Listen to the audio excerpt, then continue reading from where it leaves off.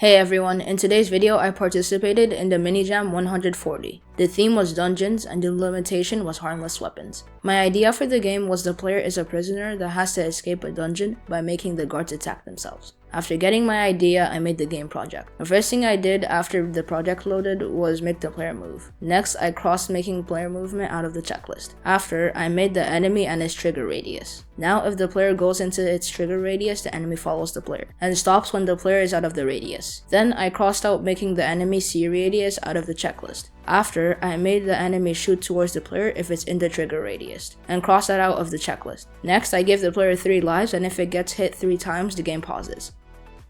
Then I made a proper map for the game with the art assets that you can find in the pinned comments. After, I duplicated the enemy to make multiples, and added extras to the checklist. Those can be sound effects or just quality of life things to the game. Then, I crossed out multiple enemies from the checklist. After, I made the map bigger because it felt a little bit small. Next, I rearranged the guards to fit the new map. After, I gave the enemies health. Now whenever they get hit, they die. Then I got rid of some enemies, and crossed out enemy health from the checklist. Then I tried out the game after making the game over screen and the win screen. After, I crossed out the game finish and game over screens. Then I added some post-processing, and crossed out extras from the checklist. And here's the final gameplay. If you want to check out the game, it's on itch.io and there's a link in the description. Also, if anyone's wondering, I got 34th overall in the game jam. See ya!